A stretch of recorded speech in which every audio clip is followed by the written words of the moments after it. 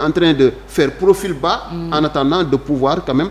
se présenter au niveau du conseil constitutionnel bi nga xamante ni moom dina joxe li nga xamante ni mooy la liste définitive des candidats yi nga xamante ni ñooy participer ci élection présidentielle bu 2024. Ce sera en janvier. Entre-temps, est-ce que gis nga benn issue pour la candidature de Ousmane Sonko?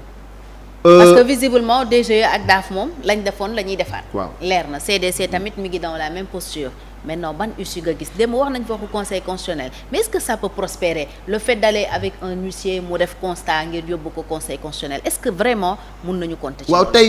xam nga wala amuñu beneen choix. il est toujours important de s'éclairer à la lumière des gens yi nga xamante ni xam nañu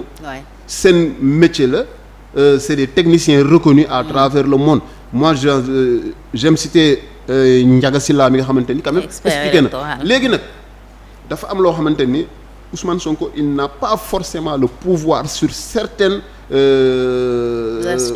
institutions yoo xamante ni mënu ci dara. La seule chose c'est un citoyen sénégalais tout ce qu'il peut faire c'est de demander à ce que son droit ou ses droits soient préservés mais mënul def forcing à part en tout cas de façon légale en usant des voies et recours yi nga xamante ni moom la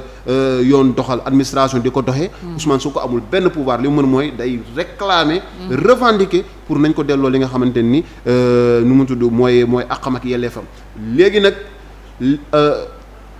à force n'est-ce pas d'abattre les cartes gis nañ ne léegi on peut plus compter forcément sur la DG parce que la DG à 2 reprises la DG a refusé n'est-ce pas de respecter une décision de justice DAF gis nañ ne mi nga xam ne moom mooy gérer automatisation du fichier moom tamit jusqu'à preuve du contraire donc dugalagul turu Ousmane Sonko bi nga xamante ni dafa war a dugg ci liste électorale yi defu ko la caisse de dépôt et de consignation jëloon na chèque Ousmane Sonko selon Ayib Daffé mi nga xamante ni wax na ko nee na mais dellooguñ ko chèque bi moom dégg nañ dañ ko rejeté mais dellooguñu chèque bi mais dafa demoon jëli attestation mais attestation boo xamante ni malheureusement mujj ko jël Ousmane Sonko aujourd'hui n'a qu'une seule chose à faire c'est de documenter n'est-ce pas li nga xamante ni jàpp ne c'est injuste ñu teg ko daf ko war a documenter n'est-ce pas jël un agent assermenté comme il est en train de le faire et c'est le conseil que l'expert électoral Ndiaga Sylla a donné mooy nañu documenter au maximum avec un huissier mu def ay PV dressé ko ñu xam ne ni su jotul fiche de parrainage c'est pas parce qu'il n'a pas voulu aller chercher des parrains c'est parce qu'on lui a pas autorisé on lui a pas donné n'est-ce pas les fiches malgré une décision de justice bu demee au niveau de la caisse de dépôt et de consignation déposer fa chèque suñ ko joxul attestation aussi ce n'est pas de sa faute parce que def na la mu waroon def laaj na ñu bañ ko jox donc en ce moment il faudra documenter maintenant espérons que le conseil constitutionnel sera sage et que ces sages du conseil constitutionnel le seront également selon ça ils vont répondre prévaloir leur sagesse ils vont répondre de leur nom parce que tamit c'est un qualificatif boo xamante ni ñu leen ko daqee ñu ngi leen ko woowee di leen ko mën a dàqantal donc en ce moment là on s'attend à ce qu'ils fassent preuve de sagesse ñu quelle que soit la décision qu'ils vont prendre au final l'essentiel je pense ils doivent recevoir le dossier de Ousmane Sonko et prendre le soin de l'étudier au fond jéem a xool léegi s'il y a une décision à prendre qu'ils prennent la décision en toute responsabilité mais aussi en toute sagesse pour jéem a xool vraiment bon quelle issue donner aujourd'hui au cas Ousmane Sonko mais l'administration s'est barricadée l'administration a décidé n'est-ce pas selon li ñu gis en tout cas de se conformer n'est-ce pas ci li nga xamante ni mooy ay décisions de justice je dirais pas une décision mais 2 décisions de justice sont tombées mais malheureusement l'administration continue à dire non et c'est un précédent dangereux pour tout Sénégalais tout simplement qu'on soit politicien ou pas c'est un précédent dangereux ça veut dire que yow Fatou ak man ak ñeneen suba mën nañu am dëgg yoon may ñu dëgg ñu ne duñ ko doxal et malheureusement c'est le combat de principe maintenant boo xam ne opposition bi yëpp dañ ko war a mener parce que tey mënoon nañ fi sulli benn problème pour benn opposant ça allait se passer comme ça comme lettre à la poste kenn du ci mën dara est-ce que Cheikh kon mënuñu tirer la conclusion que l'opposition et la société civile réunie mënuñu dara ci pouvoir politique bi. waaw mais xam nga tamit opposition ak le parti ak la société civile am nañu doole mais dans le respect des règles tey bu dee yow ki nga jàkkaarloo xam nga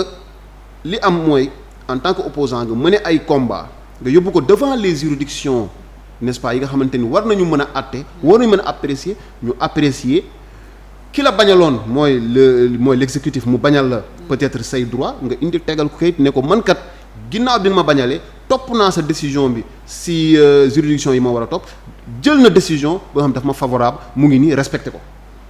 ñoom tamit ñu xam ne ni n'est-ce pas qu'on est dans un état de droit ku nekk tamit bu amee ndam wala justice am décision bu mu jox mu favorable ko ça doit être exécuté comme le contraire aussi parce que on voit que les gens sont vraiment prompts à appliquer des décisions qui vont à l'encontre des citoyens mais quand c'est des décisions qui sont favorables aux citoyens et qui sont défavorables à l'État du Sénégal on voit qu'on traîne les pieds te gis nañ fi plusieurs fois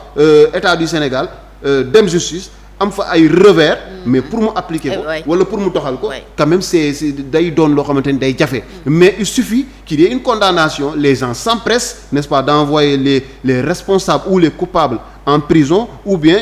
ñu mettre leen hors d'état de nuire wala ñu teg leen toute la rigueur de la loi mais dañuy xaar aussi n'est-ce pas pour qu'on puisse vivre en société et qu'on puisse respecter ce contrat social là que nous avons n'est-ce pas bi nga xamante ni ñun ñoo d'accord bàyyi ab pàcc ci sunu liberté ku nekk am lu mu bàyyi ñu jël ko dénk ko ki nga xamante ni mooy exécutif mi nga xam ne moo ko war a préserver bien sûr au nom de la loi au nom des règles n'est-ce pas yi nga xamante ni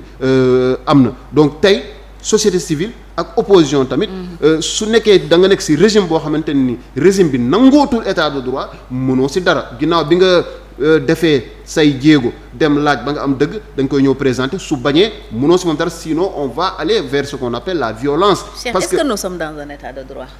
Mais c'est la question que j'ai envie de poser. Mais ça fait longtemps que nous sommes plus dans un état de droit. En tout cas moi c'est mon avis. Okay. C'est mon avis. Dans un état où l'état même est le premier à violer les lois. L'État est le premier, n'est-ce pas, à bafouer, à fouler aux pieds, n'est-ce pas, li nga xamante ni mooy l'état de droit. Parce que je l'ai toujours dit, moi l'état de droit j'en ai une définition très basique. L'état de droit, c'est un état dans lequel l'État et les citoyens respectent le droit. C'est tout simplement ça. Moi, je ne suis pas dans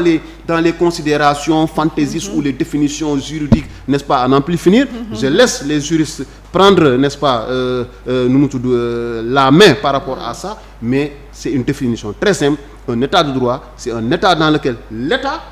et les citoyens respectent le droit. Et loolu moo tax ñu mën a dund en société. Sinon, on sera dans ce qu'on appelle une dictature ou bien dans une anarchie quand l'État se permet de faire ce qu'il veut, n'est-ce pas, en ignorant ou en mettant de côté le droit, on est directement, n'est-ce pas, dans ce qu'on appelle une dictature. Mais quand on est dans un état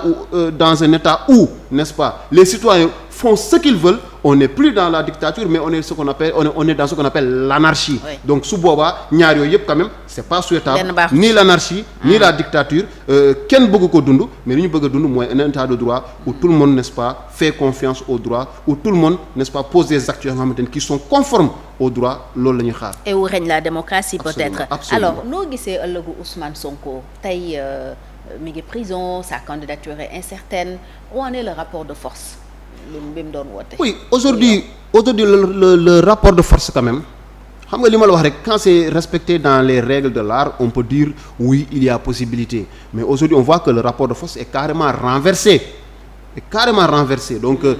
Ousmane Sonko en 2021, Ousmane Sonko en juin 2023 et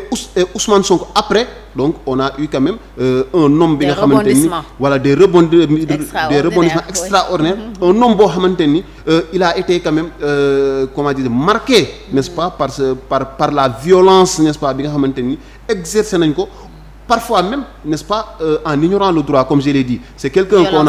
qu'on a enfermé, n'est-ce pas, pour des raisons de défense. Selon, n'est-ce pas, notre ministre de l'Intérieur à l'époque, ki nga xamante ni mooy Antoine Diome, il dit que c'est des raisons de sécurité et de défense. Bien, donc Ousmane Sonko tëj nañ ko këram 55 jours sur la base, n'est-ce pas, de raisons d'État,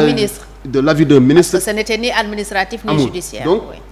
ñu gis ne ni loolu yëpp am na. Ousmane Sonko amoon nañu njort peut-être que l'État n'était pas capable d'aller, n'est-ce pas, jusqu'au bout ba nga xamante ni dina violer loi yi wala yenn règlement yi wala et cetera. Mais gis nañu aujourd'hui que l'État du Sénégal est capable, n'est-ce pas, de laisser les lois, les textes et tout de côté et de mener son entreprise, n'est-ce pas, jusqu'au bout. Malheureusement nag tey Ousmane Sonko, le rapport de force n'est plus le même. Quand bien même il bénéficie encore de la sympathie des Sénégalais il bénéficie n'est-ce pas d'un aura bi nga xamante ni ba léegi Ousmane Sonko même à partir de la prison si on lui permettait de faire des lives tous les jours à 20h on saurait encore que Ousmane Sonko il est carrément imprégné n'est-ce pas dans le cœur des Sénégalais. Mais il est presque out et on ne parle que de lui. Oui. Ousmane Sonko c'est l'absent le plus présent. ñoom ils ont quand même réussi à se maintenir dans le jeu politique ak lu mën a xew bëri na ñu fi tëjoon Karim Wade Khalifa Sall. Oui. benn laps de temps lañ def après ñu fàtte leen. Oui. Mais il a quand même réussi ça et loolu politiquement. non politique la en fait il a fait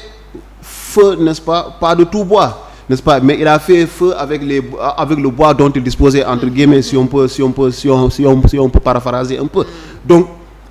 bi mu demee prison il a compris que le rapport de force bi nga xamante ni mënoon na ko am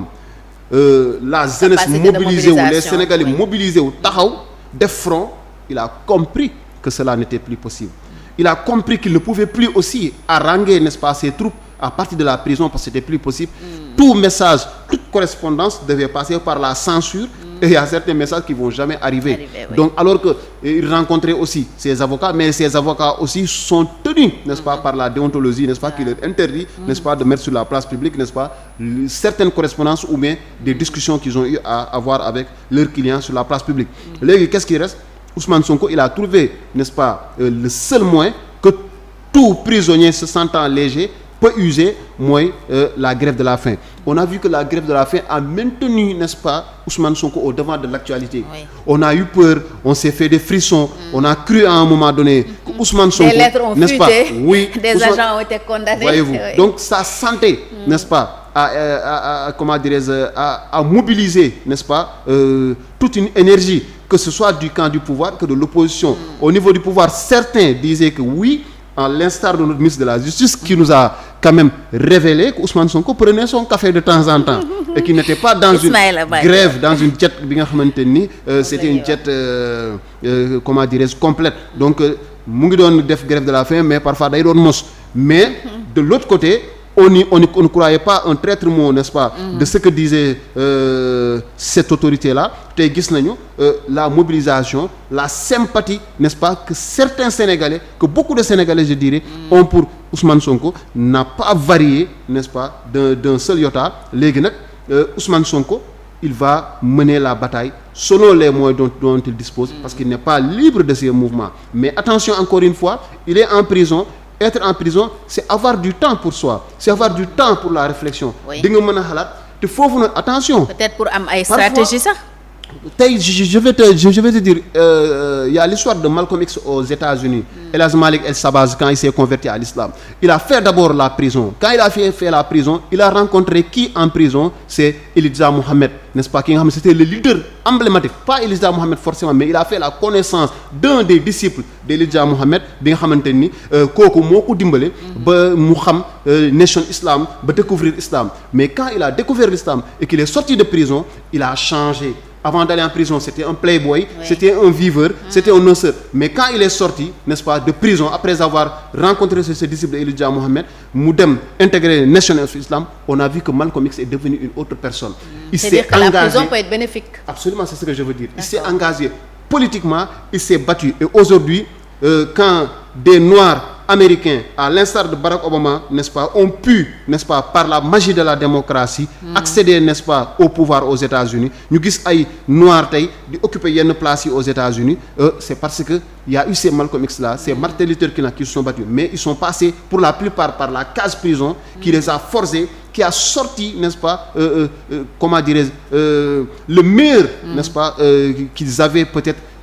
en eux, mais dont ils n'étaient pas forcément conscients. Aujourd'hui, peut-être, toutes les stratégies de Pastef peut-être sont en train d'être dessinées depuis la prison, depuis Cap Manuel. Donc, c'est l'état-major peut-être. Oui. Maintenant, ils vont de temps en temps, après avoir, comme Ousmane Sonko dafa dugg xalwa, bu duggee xalwa, xalaat gis bu yeewoo gars yi seet si ko ginnaaw bi ñu ko seetsee mu jébbal leen li mu gis. gars yi génn doxal bon pour le moment en tout cas c'est une stratégie qui permet en tout cas de le maintenir, n'est-ce pas, au devant de l'actualité. Si tu parles pas d'Ousmane Sonko, la presse on en sait quelque chose. Ouais. Donc tous les matins il faut parler d'Ousmane Sonko. Sinon vraiment tous les autres sujets ne nous intéressent pas. Donc voilà mu ngi noonu. waaw kon Cheikh su ma la posé waatee question bi comment tu vois l'avenir de Ousmane Sonko mooy ni que il peut sortir beaucoup plus grand wala tu le vois plus grand, plus haut, plus loin, Ousmane Sonko. La vie, quelqu'un m'a dit un jour, il faut voir, soit on choisit de voir la bouteille à moitié pleine ou à moitié vide.